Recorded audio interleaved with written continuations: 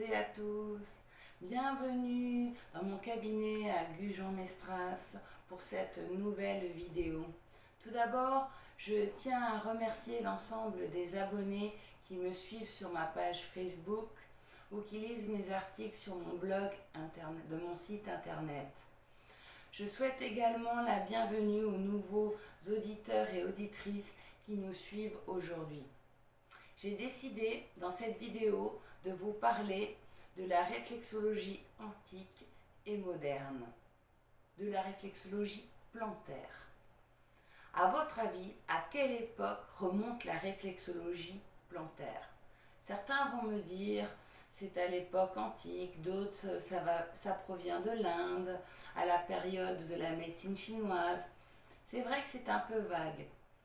La réflexologie pourrait remonter à l'époque de la médecine traditionnelle chinoise. Cependant, les Incas l'auraient également transmise aux Indiens d'Amérique du Nord qui la pratiquent encore de nos jours. Il faut savoir que le massage des pieds, dans certains pays, est considéré comme un art sacré. En Inde, on a retrouvé de très anciennes planches gravées indiquant la correspondance entre la plante des pieds et les organes internes. Je viens de vous énoncer de façon concise les grandes lignes de la réflexologie antique. Maintenant, si vous le désirez, passons à la réflexologie moderne. À votre avis, en quelle année les premiers écrits sur les zones réflexes ont-ils été écrits? En Occident, les plus anciens écrits sur les théories des zones réflexes remontent à la fin des années 1580. Et oui, 1580.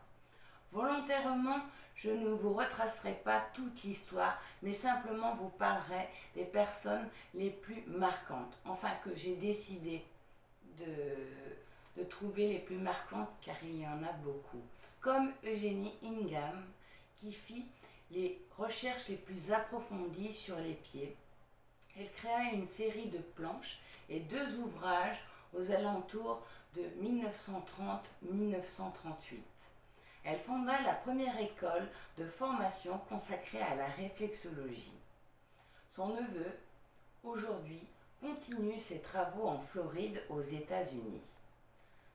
À partir de ces travaux, d'autres personnes ont apporté leur contribution à la réflexologie moderne.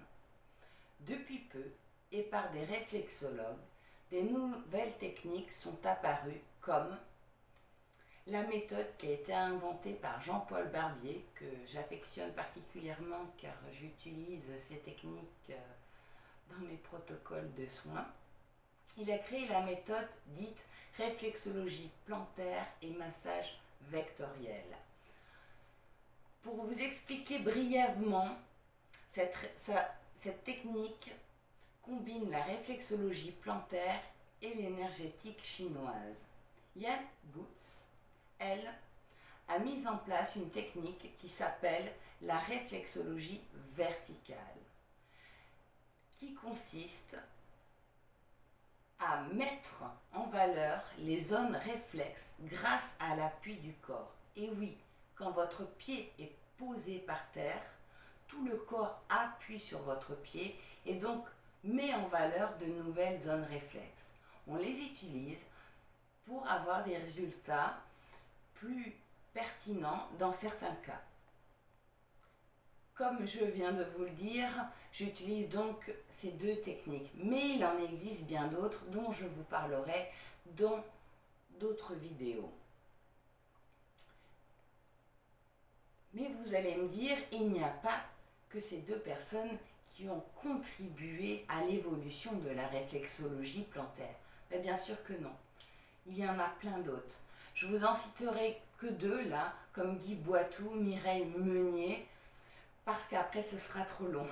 Je ferai d'autres vidéos si le sujet vous intéresse pour approfondir le sujet. Cependant, au travers de mes différents voyages, j'ai pu constater une chose.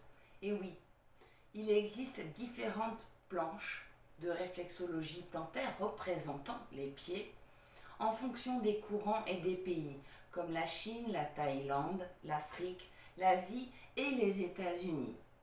Cependant, on peut constater une chose, c'est que les grandes lignes sont toujours les mêmes, seules quelques zones réflexes sont positionnées différemment. En ce qui concerne mon école, Rêve Formation, elle a mis au point des planches qui reprennent tout ce qui fonctionne le mieux dans chaque méthode. Et oui, pourquoi se priver du mieux quand on peut faire simple? Voilà, je viens de vous retracer brièvement l'histoire de la réflexologie ancienne et moderne, de son apparition à son évolution, qui est ceci dit permanente. À l'heure actuelle, la réflexologie est toujours en train d'évoluer. Je tiens donc à vous remercier toutes et toutes pour avoir suivi cette vidéo. J'espère qu'elle vous aura appris de nouvelles choses, qu'elle vous aura ouverte à la réflexologie pour ceux qui ne connaissaient pas cette technique. N'hésitez pas à me mettre un avis ou des commentaires en bas de la vidéo. Vous pouvez aussi me retrouver sur ma page Facebook, mon site internet où il y a des formulaires pour diverses questions que vous vous posez, ou sinon simplement me mettant un petit message. Dans la page qui va suivre cette petite vidéo, vous aurez les coordonnées de ma page Facebook, de mon site internet. Prochainement, vous pourrez me suivre également sur ma chaîne YouTube. Donc n'hésitez pas, posez vos questions, vos interrogations, donnez-moi vos avis, car c'est ce qui me permet de faire de nouvelles vidéos pour répondre à toutes ces questions ou à toutes ces problématiques. Il ne me reste plus qu'à vous souhaiter une bonne journée. Prenez soin de vous et je vous dis à très vite.